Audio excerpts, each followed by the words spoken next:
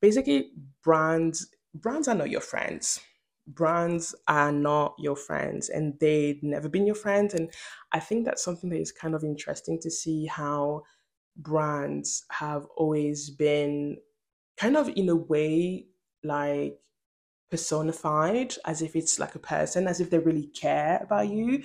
But brands don't. They only care about the profit that they can make off of you. Hello, beautiful people. Welcome if you're new. Welcome back if you're revenant. Please consider subscribing if you like everything and anything about secondhand fashion, chaotic styling, and yapping. Hey guys, editing Ruth here to let you know that if I do look stressed in this video, it's because since I moved to a new place and I have a loud voice, I did not know how thick or thin the walls were, and my roommate was actually in her room and she's next to me. And, the night before she went to a festival, and so she was a bit tired. So I didn't want to wake her up too much, and didn't want to be a bother with my loud voice. So I'm trying to regulate my voice as I'm filming this video. And that's actually maybe why I look a little bit, you know, because I just did not know if I was too loud or if I was talking like, low enough so I don't bother her. I talked to her about it today and she was like, I actually don't mind. I barely hear anything anyway. So next week we're going to be back at regular Ruth voice. But just to let you know that that's the reason why I may be looking a little bit stressed or a bit out of it, is because I'm trying to regulate my voice. For today's video, as you can see, we're in a new environment. I just moved. I'm still settling down. So welcome to my new place. I wanted to come back and talk about the Bella Hadid and Adidas situation because, girl, there's a lot to talk about. And so wanted to talk about the history of Adidas, its controversies, and how Bella Hadid actually helped Adidas become like even more relevant everyday people, with the sambas and all that. And we're also going to dabble a little bit in the whole Adidas Nazi link and the dehumanization of people of Palestinian descent just for being of Palestinian descent in general, and also give you some alternatives to brands that you can shop that are not brands that are, shitty brands, because there are a lot of brands out there, and corporations are not the only option that we have, especially like in a capitalistic society where we kept being told that we do have options. Like if we do have options, like we might as well support small businesses because we're boycotting that bit. That's what I'm saying. So first, let me just paint the picture of the whole Adidas Bella Hadid situation. So Adidas hired Bella Hadid to be the face of the new campaign for a pair of trainers that they were releasing, the SL72, which was something that was already released during the 1972 Munich Olympic Games, where like athletes would wear those shoes like in between competitions and stuff. And so she was one of the face of that campaign in a way, kind of understandably so, because, I feel like that, like Bella Hadid, Adidas, you can only link them together, like I feel like that woman really brought Adidas into a new niche of people who weren't really, into sports shoe as regular shoes. And so she was one of the face of it. And obviously, Zionists weren't happy about that because it turns out that in 1972 in Munich, what happened is that Israeli athletes were murdered by um, terrorist group of Palestinian descent. And because of that, the fact that Bella Hadid is half Palestinian and she was the face of this, re-releasing of those iconic shoes, like they smeared her, being like kind of acting as if that woman was responsible for what happened in 1972. By the way, Bella Hadid was not even born back then. She was not even a thought. So, like, Adidas decided to bow down to Zionist pressure and to drop her from the campaign, like out of the blue. Mind you, a few days ago, she was seen walking decked in Adidas on Times Square for the like releasing of the campaign, where she was wearing those shoes that are about to come out, to the point that even like all the fashion publications were talking about how the sambas are out and the new SL72 are in. That's just to tell you how, like impactful Bella Hadid is when it comes to fashion. Like whatever that woman is wearing, if you a fashion girly, you know that she's setting a trend. So, like the sambas have become what they have become thanks to partly, Bella Hadid. So it was kind of like of a shocker to the fact that Adidas bow down to that Zionist smearing of Bella Hadid just for the sole fact that she's half Palestinian, which is also kind of showing and proving that Zionists don't see Palestinians as human beings, even the ones who are half Palestinian and haven't been born in Palestine.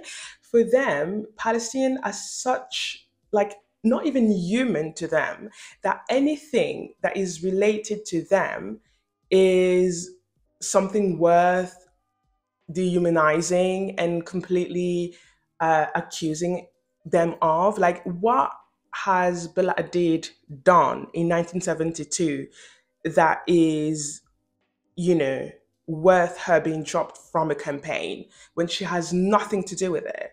Like, mind you, do we accuse all Israelis for all the terrorist attacks that, the Mossad has been doing? No, we don't. We actually don't. Mind you, we're talking about like the Olympic Games are happening in Paris in a few weeks, and Israelis are still invited there. And one of the Israelis that are going to be holding the flags for the opening ceremony has been tweeting, genocidal shit. So the fact that this is okay, but a woman who wasn't born when a terrorist attack happened in 1972 is worth being smeared and being dropped. It's not even new because so many people, like so many Zionists, have just shown that they don't see Palestinian as human beings. For them, all Palestinian are terrorists. They don't like distinguish. Like they don't distinguish. It's for them like you Palestinian, and when you just like what the all Palestinians for them are worth dying because they're just not human.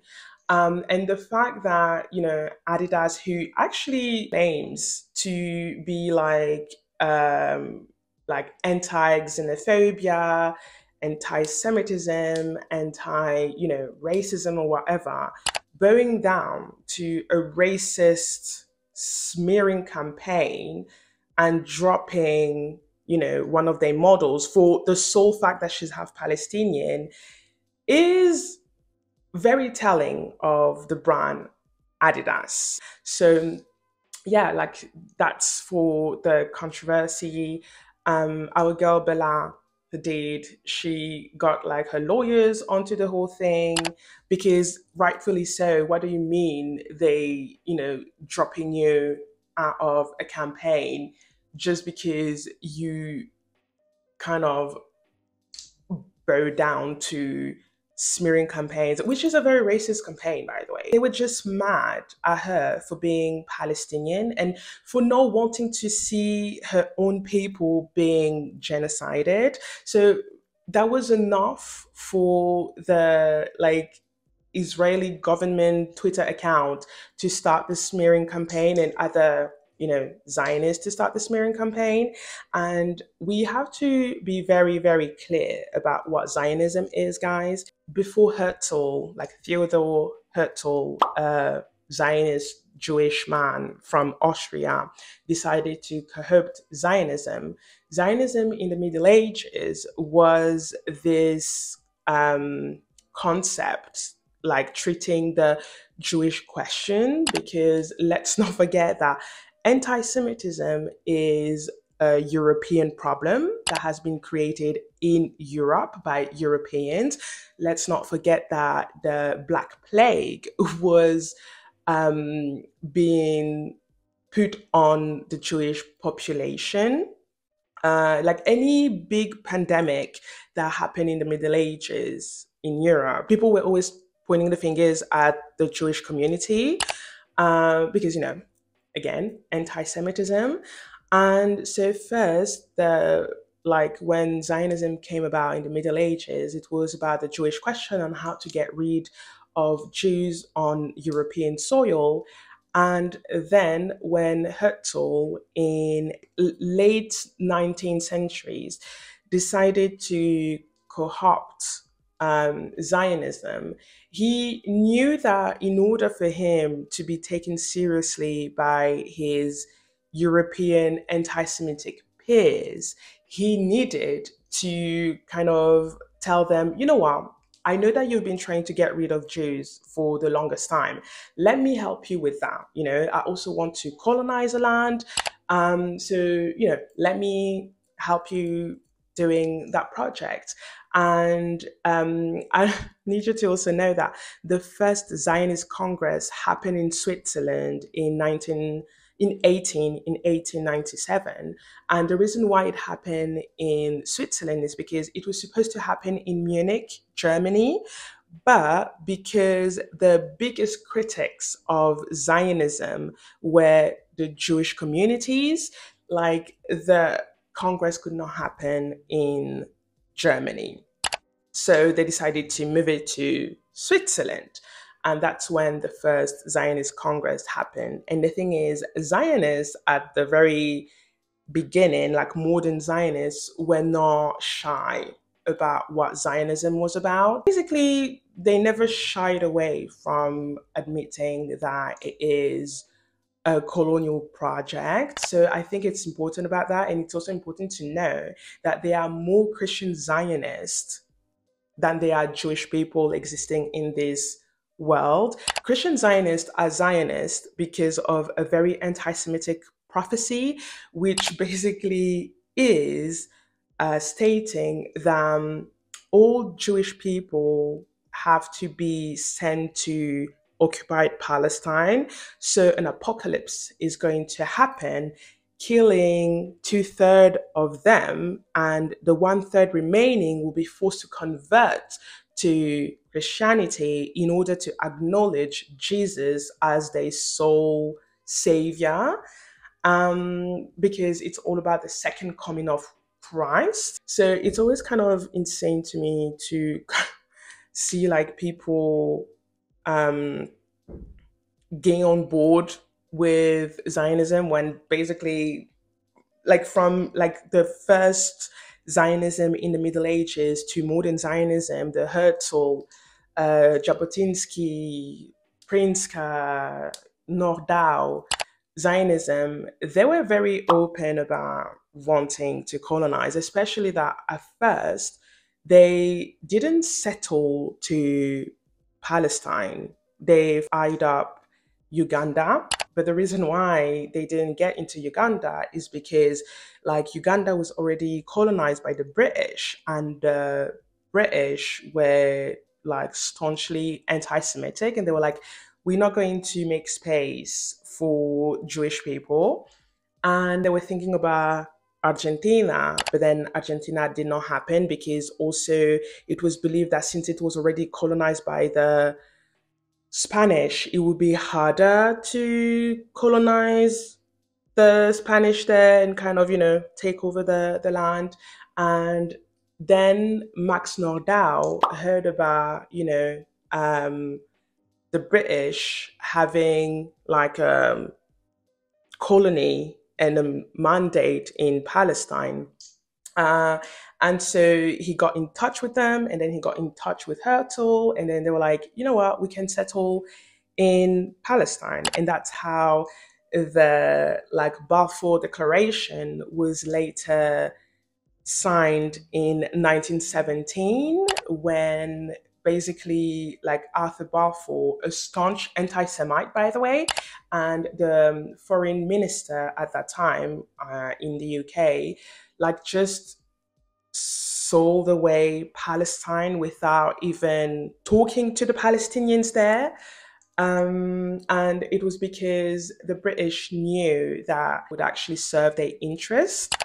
And later in 1960s, like mid to end 1960s, like the United States, they came about and they decided to also show their support because Israel was strategic for like US oil interest in the Middle East. I mean, there's a reason why like the US has over 1,000 bases around the world, and it's not to bring democracy to the people. It's mostly to make sure that they can pillage the resources so they can make themselves a lot of money. The military industrial complex in the United States is what's making them, a lot of money.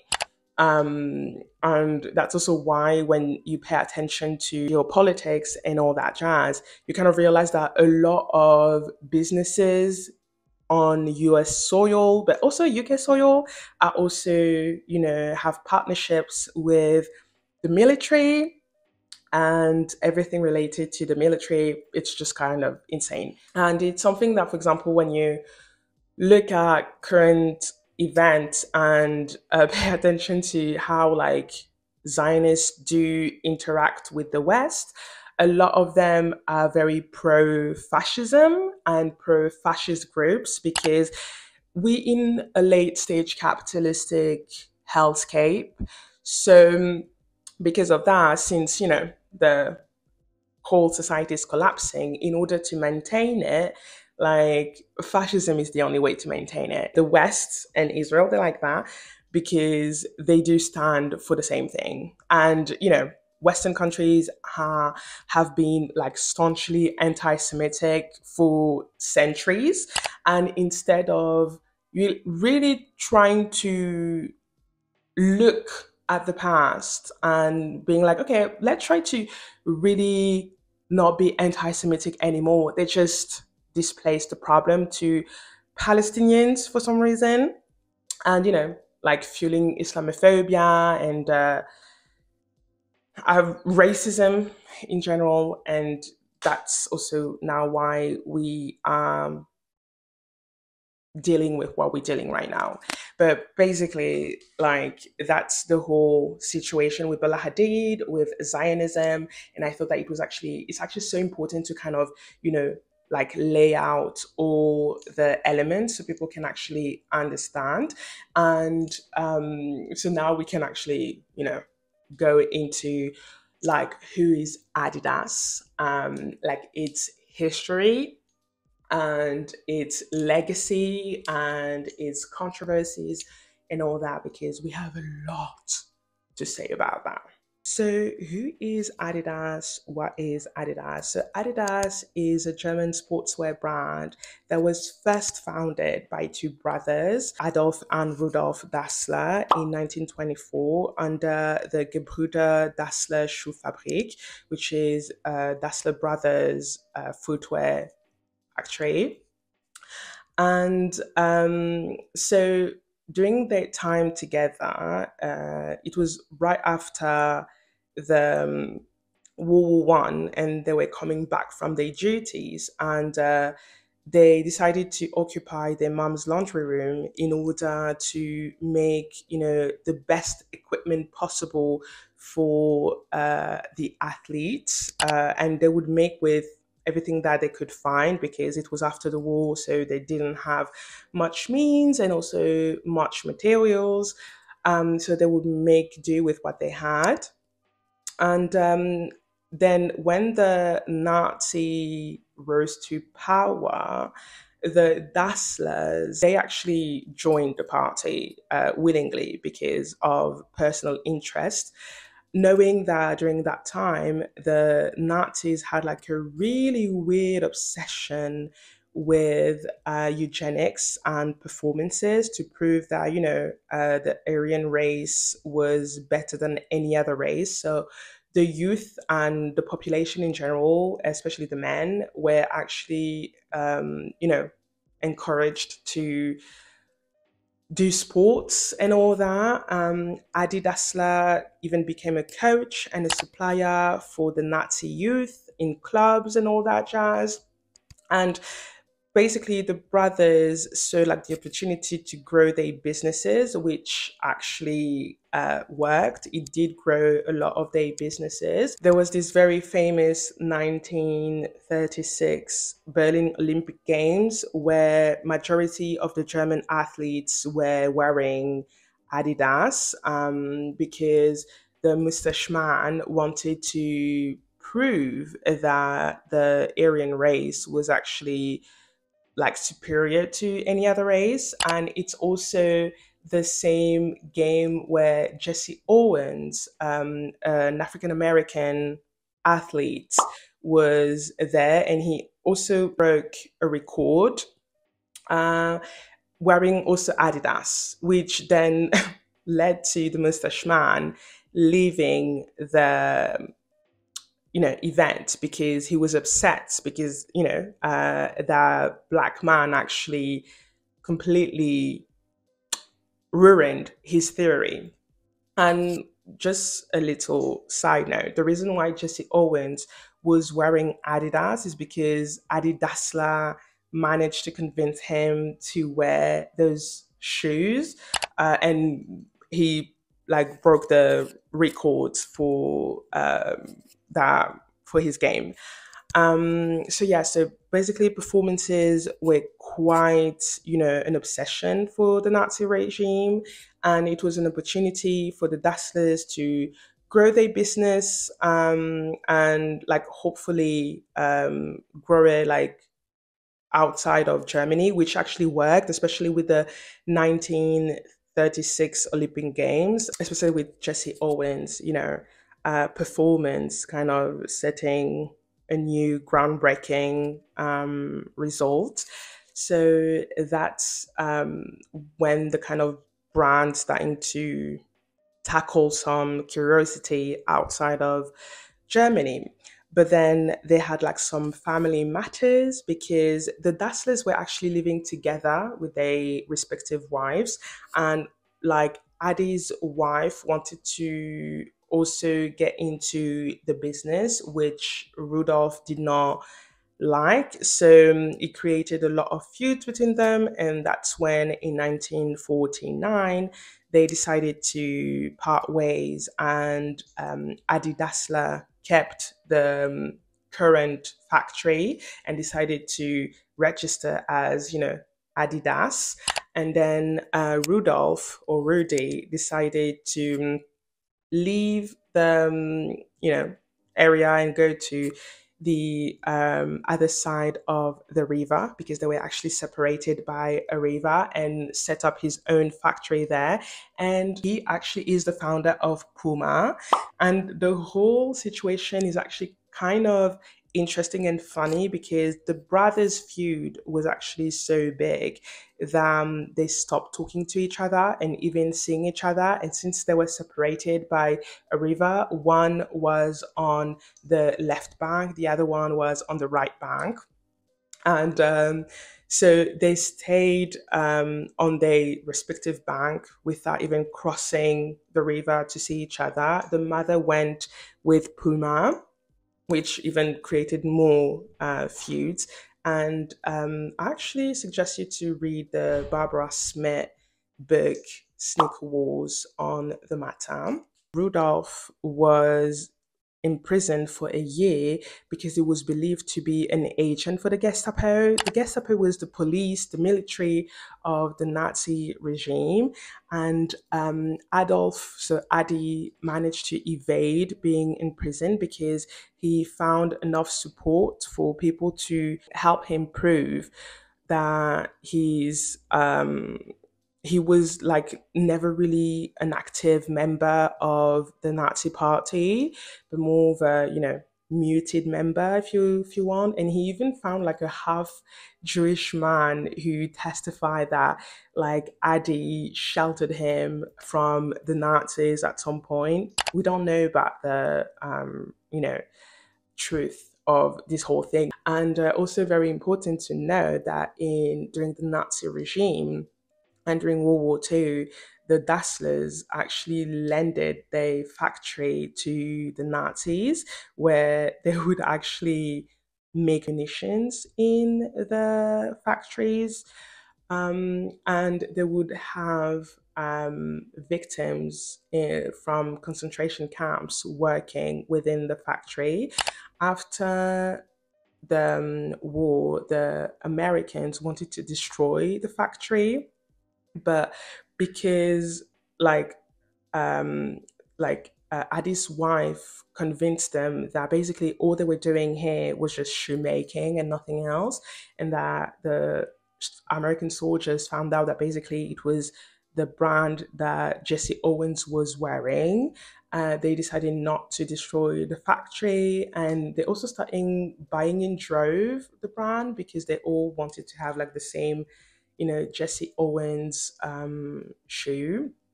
And so that's basically how it became like really, really big. And another thing is Adidas is also known for coming up with the screw-in shoes, screen stud shoes, that now are quite known in the European football field.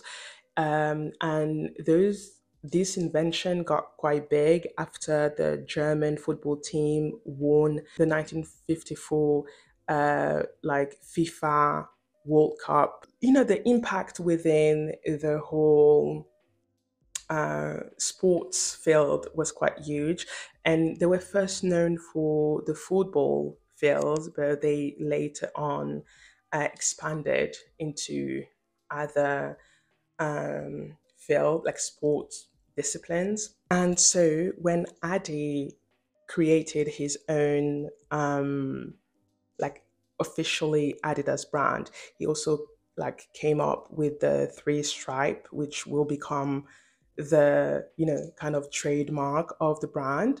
But it's not until 1972 during the Olympic Games that he came up with the trefoil, that we all know about, with again also the three stripes. And that's actually when kind of Adidas became a little bit more worldwide known, and it kind of then gained like another interest in the streetwear fashion side in 1986, thanks to the hip hop group, the American hip hop group Run DMC, who like have a song called My Adidas, where they singing about their love for Adidas. And like the brand was not aware of it until one members was at one of their concert. They sang the song, and they were also like raising Adidas shoe, and that's when Adidas kind of understood that there was like maybe an interest, and that's when they like kind of got into the street style streetwear realm. And it's important to know that Run DMC is still, I can say he is a very influential group up until this day, especially within the hip hop realm. They were actually the ones who kind of made like hip hop, known worldwide, and kind of came up with a hip hop culture to the mainstream, and also this new school rap that actually took the whole hip hop scene and music scene by storm. And that's also why it got like quite impactful, the fact that Adidas got into this realm, because, like, they were mostly known for their athletic gear and like within the athletic and sports realm. So to kind of like get out of it and be known more in the like the streetwear realm was kind of something that was like, not really known for, but they kind of made the most of it, and unfortunately, Adidas did not see like the brand kind of growing really big within the streetwear realm, because he died in 1978, and his wife and his son Hurst decided to take over the brand. Regarding controversies, Adidas is not exempt from controversies such as, many big corporations, to be honest. Like, one of the big controversies that they got into was with the whole Kanye West anti-Semitic rant situation, where it took them close to a week to drop him, and a whole kind of campaign of people being like, what the hell is going on? And it's important to know that, like, with Kanye West, they had like a decade long collaboration with the Yeezys, which was one of the most, like, one of the biggest sales. And because of that, they didn't want to get rid of the man this easily. They still did, because of, all the backlash that they were getting. And I kind of remember it was when this controversy happened, because like Harry Styles was touring, and because Harry Styles was actually also in a way collaborating with like Gucci, and Gucci has a collaboration with Adidas. He was wearing the gazelles for his tour, and when the controversy happened, I remember, like, for one night, I think he was having his residency in New York. He like wore Converses instead of the Adidas shoes, and then when they dropped Kanye West, he resumed wearing the Gucci Adidas gazelles. But yeah, I just remember, like, people were pretty upset, understandably so, because, we don't condone anti Semitism in this room and in this world and in this space in general.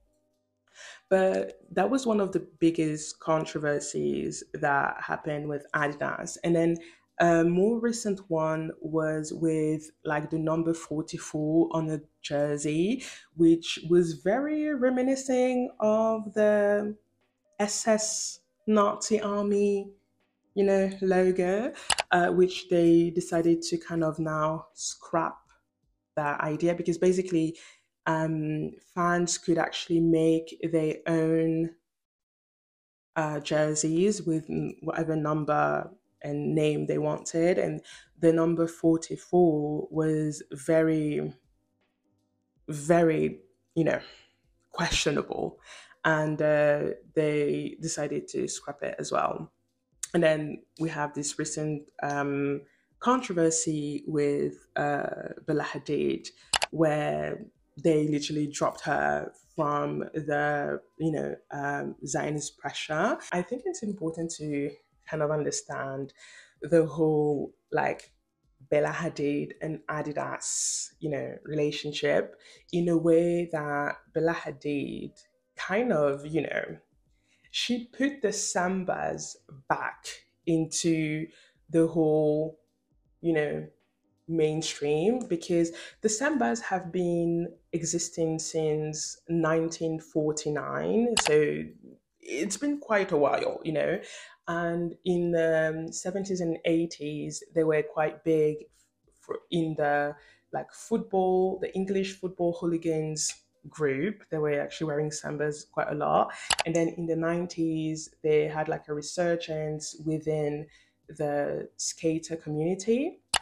And then later on, they kind of went quiet for a bit, and then the 2020s, I would say, like, yeah, I would say like 2021, like that's when the sambas actually became quite big, because we were kind of coming out of the chunky trainers, and we were going into the kind of the small, um like low profile trainers. And Bella Hadid, because she's a celebrity, she's a model, and she's been like a huge inspiration with, like, for a lot of young fashion girlies. I feel like that, it's something that is actually kind of accepted, with the fact that when Bella Hadid is wearing something, that it's about to be a trend. You know that the girlies are going to be on it.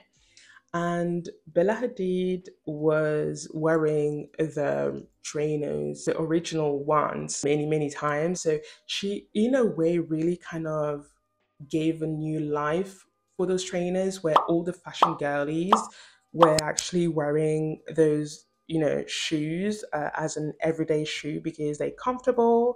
And also the price point, they were quite accessible, because they're not that expensive. I mean, they're still expensive, but now there's more expensive, brands.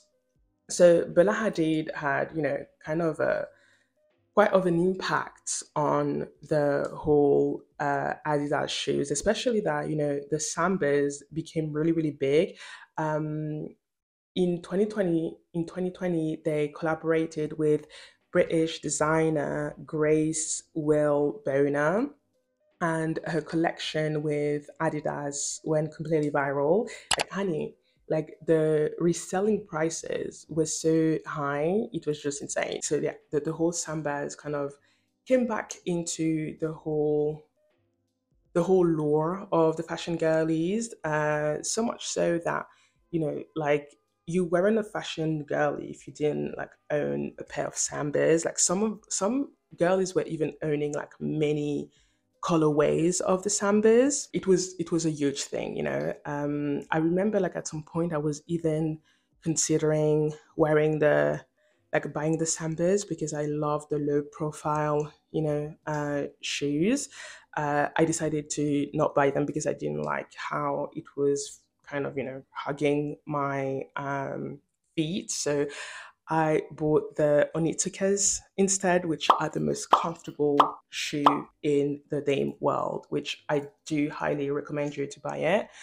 And so yeah, so basically, Bella Hadid has quite some impact in the whole, Adidas lore, for especially the sambas, and the fact that, those publications were talking about how, now that she's not wearing the sambas but she's wearing the SL72, the sambas are out, the SL72 are in.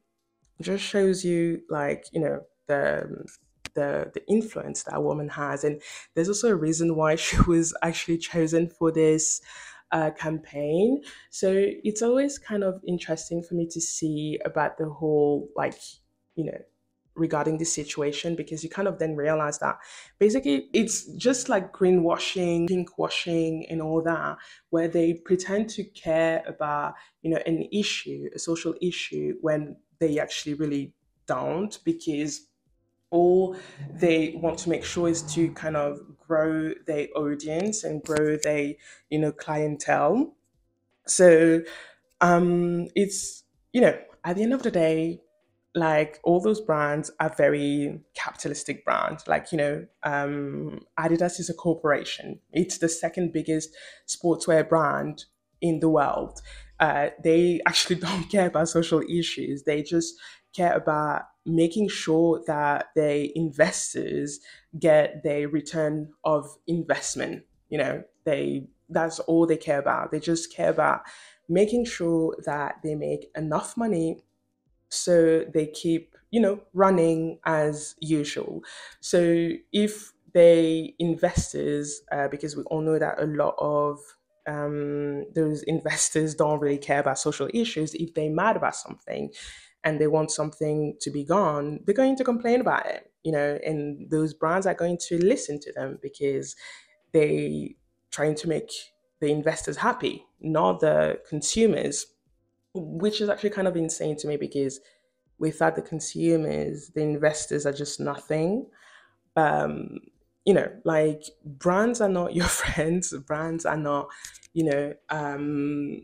people who actually truly care about you, especially corporations, because they don't, and they can drop you as easily as they actually, lift you up. And it just shows about how basically all those brands care about is, like, access to power, and because money is power. And how this, like, capitalistic hellscape is just kind of very, very bleak, very, very bleak. The fact that, they can actually easily bow down to pressure to drop one of the figureheads of their brands, and that kind of help them make, like, a pair of shoe what it is. Which, by the way, it's the sambas, not the gazelles, because there was this, a friend of mine was sending me this screenshot of a tweet on X of someone who, like, inserted Harry Styles in the law when Harry Styles has been wearing gazelles and not sambas, and that person was getting cooked in the replies and the quick retweets. I mean, rightfully so. But yeah, so in general, it's just that those brands don't care about you. They don't really care about um, social issues at all. Adidas has been, on the boycott list for quite a while. Not only Puma, but Adidas as well. Like, from the BDS list, and it's a list that I do recommend lots of you to go and check out on who to boycott. Because, like, we should not support brands that support apartheid, ethnic cleansing, and genocide as a whole. It's We're not giving the money to, this kind of brand. And the thing is, as consumers, we do have the power to actually decide where we put our money to. So it's working with Starbucks.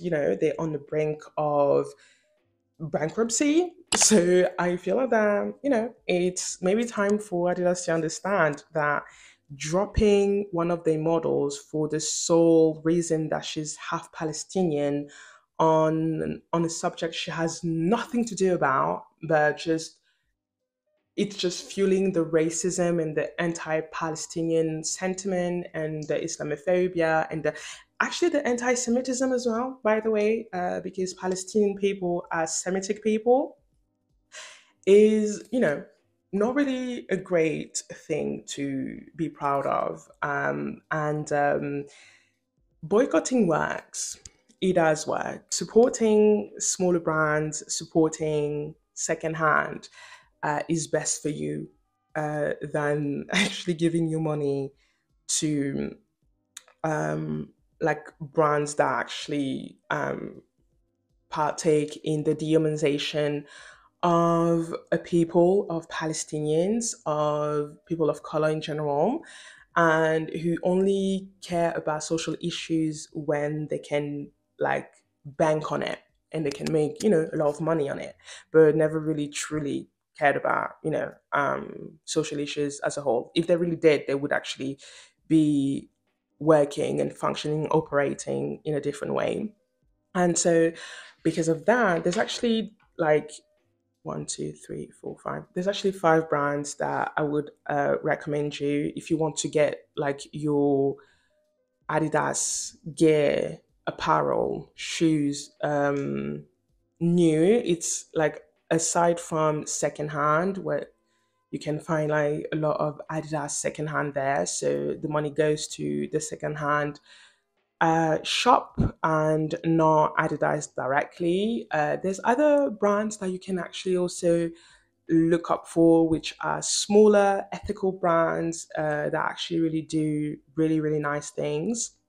And the first one is Veja. I feel like that this one is actually one of the most well-known, like, ethical brand that make actually really good shoes. But Veja, it's a France-based brand, and they work with communities in Brazil and Peru, and it's ethical, and they actually have like a really interesting take on sustainability and community and all that jazz. And they do have like also really nice pair of shoes, and if you're looking for a low profile shoe, they got your back, you know. And then there's Say, I think that's how you pronounce it. It's a Barcelona based shoe brand, which is also an ethical one. And they have actually really cute, nice, um, you know, shoes that you can actually choose from. And also a very nice take on sustainability, and the importance of quality and longevity of your shoes. Then there's Cariuma. So Cariuma is a Brazilian brand, and they're quite known within the skater community, and like their shoes really are reminiscent of Converse. So if you don't want to give your money to Converse, because Converse is also a corporation and also a bit shady, that you can use this alternative. And also love they take on like why they decided to create their own brand, and their sustainability approach. Then there's Vivo Barefoot, and this is a UK brand that makes like outdoorsy shoes, like think Solomon, but more sustainable. That's basically that. And then the last one is Comrades, and it's a Dutch brand. And this brand, I really, really love the ethos on their whole, like brand, and what they're doing. And yes, and how they really doing this whole community things, and trying to reduce the impact, and kind of being also very honest about like how doing their best with what they have in a society that is actually not sustainable in the first place, because let's not forget we live in a very unsustainable society, and expecting things to be sustainable in a society that is deeply unsustainable and deeply unethical is a bit utopic, um, to think that. But we can actually make steps to that. But we need a system change, because that's the whole issue. So that is it for today's video. If you enjoyed it, please give it a thumbs up, share it around, the more the merrier. And let me know in the comment, what are your thoughts on this Bella Hadid and Adidas situation?